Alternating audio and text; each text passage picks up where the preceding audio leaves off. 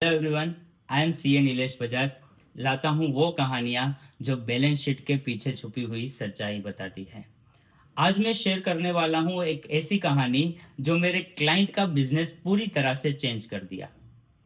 एक क्लाइंट जो 27 years old young entrepreneur था, जिसने कस्टमाइज गिफ्ट का शॉप शुरू किया था। ज्यादातर उसका सेल जो था वो कॉरपोरेट क्लाइंट्स को किया जा रहा था।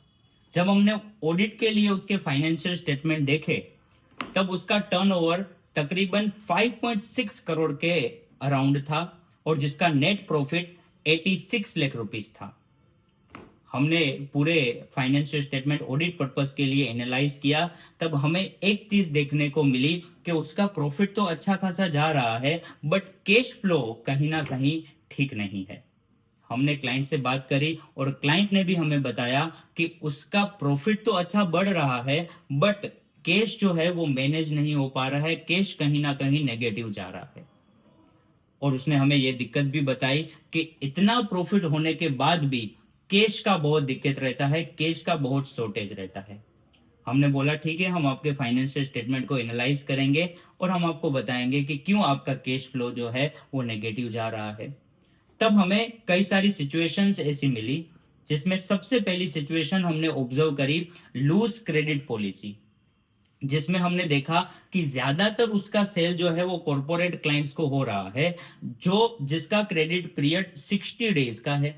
यानी कि हम अगर किसी को भी गुड्स सेल करते हैं, वो 60 डेज के बाद हमें पेमेंट देता है। जबकि जिससे हम परचेज करते हैं, जो हमारे सप्लायर हैं, उसको विद इन 30 डेज में हमें पेमेंट करना पड़ता था।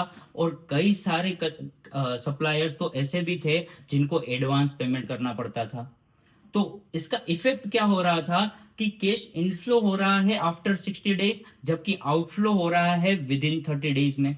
तो बाकी के डिफरेंस के जो 30 डेज हैं, उसमें उसके ओन पॉकेट से कैश अटक रही थी। यानी कि वर्किंग कैपिटल जो है, वर्किंग कैश फ्लो जो है, वो कहीं ना कहीं 30 डेज के लिए स्टॉप हो रहा था, जिसमें उसके खुद के ओन फंड उसको यूटिलाइज करने पड़ते थे। कभी कभी स्टेट्यूटरी ड्यूज अटका के और फिर वो सप्लायर को पेमेंट करता था। कभी कभी शॉर्ट टर्म लोन लेके और सप्लायर को पेमेंट करता था। दूसरी सिचुएशन हमने ऑब्जर्व करी कि नो कैश फ्लो फोरकास्टिंग, यानी कि उसका डे टू डे में कितना खर्चा हो रहा है, कितने इनफ्लोज हो रहे हैं, कितने आउटफ्लो हो रहे हैं, उसका कोई फोरकास्ट उसके पास था ही नहीं। थर्ड सिचुएशन ओवर स्टॉकिंग हमने देखी। जो स्टॉक की जितनी नीड है, उससे ज्यादा स्टॉक वहां पे स्टोरेज हो रहा था, जिसकी वजह से वर्किंग कैपिटल ब्लॉक हो रही थी। जरूरत है 100 टन्स की और वो मंगवा रहे थे 150 टन्स, 200 टन्स, जिसकी वजह से जो वर्किंग फ्लो है, कैश फ्लोज हैं, वो स्टॉक हो रहे थे। फोर्थ सिचुएशन हमने ऑब्जर्व करी अनप्लान्ड एक्सपेंसेस या ओवर एक्सपेंसेस, जिसमें क्या होता है कि मार्केटिंग पैकेजिंग में इतना खर्चा किया जाता है which is not a needed at all. जिसकी जरूरत भी नहीं थी उससे ज्यादा एडवर्टाइजमेंट में खर्चा करना, जिसकी जरूरत नहीं थी उससे ज्यादा ही पैकेजिंग एक्सपेंसेस करना, सेलिंग एंड एडमिनिस्ट्रेशन एक्सपेंसेस करना। ये चार सिचुएशन हमने ऑब्जर्व करी, जिसकी वजह से इसका कैश फ्लो कहीं ना कहीं नेगेटिव जा रहा था। फिर से हमने उस क्लाइंट को हमारी ऑफिस पे बुलाया और उसको बोला कि हमने आपके फाइनेंशियल स्टेटमेंट को अच्छे से ऑब्जर्व कर दिया है और हम आपको अब इसके सॉल्यूशंस बताते हैं। सबसे पहला सॉल्यूशन हमने उसको बताया कि हम आपको एक्सेल में एक कैश फ्लो स्टेटमेंट क्रिएट करके देते हैं, जिसमें आप डे टू डे एक्सपेंसेस या मंथली आप अपने एक्सपेंसेस एंड इनकम को रिकंसाइल कर सकते हैं और देख सकते हैं कि क्या हमारा कैश फ्लो अभी भी नेगेटिव जा रहा है। एक सिंप्लीफाइड कैश फ्लो का स्टेटमेंट हमने उसको बना के दिया, जिसमें कैश मूवमेंट वो रोज डिटेक्ट कर सकता था, मंथली वो चेक कर सकता था विदाउट एनी फाइनेंशियल नॉलेज। वही एक्सेल शीट हमने डिस्क्रिप्शन में भी लिंक डाल दी है, अगर आप चाहे तो उससे वहां से डाउनलोड भी कर सकते हैं। उस कैश फ्लो में हमने बनाया है कि पूरी इनकम कितनी हो रही है, प्लस में आउटफ्लोज, उसके cash outflows and cash inflows कितने हो रहे हैं, और लास्ट में उससे यह भी पता चल जाता है कि पॉजिटिव कैश फ्लो हो रहा है या नेगेटिव कैश फ्लो हो रहा है। सेकंड हमने उसको सॉल्यूशन दिया क्रेडिट पॉलिसी रीसेट का। अब क्रेडिट पॉलिसी रीसेट क्या होती है, तो हमने अपने कस्टमर की क्रेडिट पॉलिसी जो 60 डेज की थी उसको घटा के 30 डेज कर दी।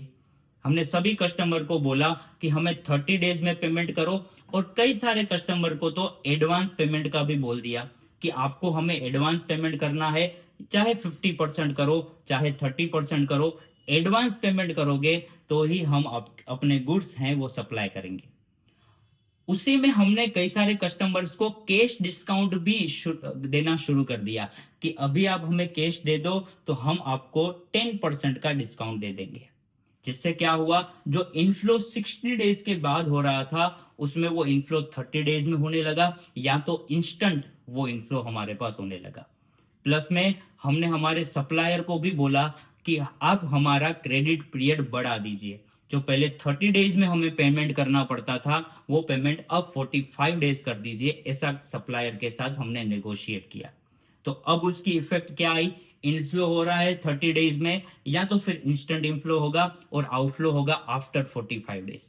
और जो कई सारे सप्लायर थे जो एडवांस पेमेंट लेते थे उनसे भी हमने नेगोशिएट किया कि वो एडवांस पेमेंट ना लेके at the time of delivery home से पेमेंट ले, जिससे हमारी वर्किंग कैपिटल की शॉर्टेज नहीं हुई बल्कि हमारा वर्किंग कैपिटल एक्सेस होने लगा। 15 डेज हमें ज्यादा पेमेंट अपने बिजनेस में यूज करने को मिला।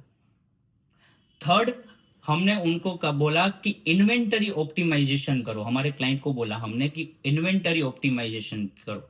तो उन्होंने बोला वो किस तरह से करेंगे, तो हमने एक ऑब्जर्वेशन की थी कि आउट ऑफ टोटल स्टॉक 40% का इन्वेंटरी ऐसा था जो स्लो मूविंग था। Slow moving in the sense जो बिक नहीं रहा था, जनरली उसकी डिमांड मार्केट में बहुत कम थी। तो हमने उसको बोला कि आप ऐसे गुड्स जो स्लो मूविंग गुड्स हैं उस पे 10% 15% डिस्काउंट देना शुरू कर दे। इससे दो फायदे होते हैं। सबसे पहले क्लाइंट का एडवर्टाइजमेंट बढ़ता है विदाउट एनी एक्सपेंस, उसको कोई एक्स्ट्रा एक्सपेंस भी नहीं करना पड़ा। और स्लो मूविंग जो गुड्स हैं वो फास्ट मूविंग गुड्स, क्योंकि डिस्काउंट जिसको भी दिखता है तो कस्टमर उस पर अट्रैक्ट होते हैं और हमारे गुड्स जल्दी से जल्दी वो बिकने लगे।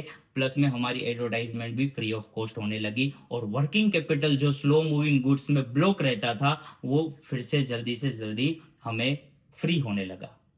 उसके बाद हमने बोला उसको कि आप कैश रिजर्व्ड फंड बनाइए, जिसका हमने नाम दे दिया इमरजेंसी फंड अकाउंट। जो भी हमारे कैश आते थे, जो भी कैश इनफ्लोज होते थे, उसका सर्टेन पार्ट हम इस अकाउंट में ट्रांसफर कर देते थे, जिसका यूज या तो हम जीएसटी के पेमेंट के लिए, चाहे टीडीएस के पेमेंट के लिए, या तो फिर सैलरी के पेमेंट के लिए, ऐसे स्टेट्यूटरी ड्यूज के पेमेंट के लिए रिजर्व कर दिया, ताकि जो स्टेट्यूटरी ड्यूज में लेट होता है, जिसकी वजह से इंटरेस्ट पे करना पड़ता है, जिसकी वजह से लेट फीस पे करनी पड़ती है, जिसकी वजह से कंप्लायंस कॉस्ट हमारा बढ़ गया था, वो हम इससे कम कर सकते हैं इमरजेंसी फंड अकाउंट से। हमने इमरजेंसी फंड अकाउंट उससे क्रिएट करवाया। जो भी कैश फ्लोज उसके आ रहे थे उसमें से सर्टेन पार्ट इस रिजर्व फंड में डालने लगे, जिससे सब कंप्लायंस भी इजी हो गया। ये हमने उसको सॉल्यूशन दिए। आफ्टर 1 मंथ क्लाइंट हमारे पास आया और हमें बोलता है, sir before I was running a business, now I am managing it. यही फर्क होता है बिजनेस ओनर और फाइनेंशियली स्ट्रेटेजिक बिजनेस ओनर में। Profit looks good on paper but cash flow keep your business alive. तो इसी तरह से अपने कैश फ्लो को पॉजिटिव बनाते रहिए और इसी तरह हमें सपोर्ट करते रहिए। Thank you so much.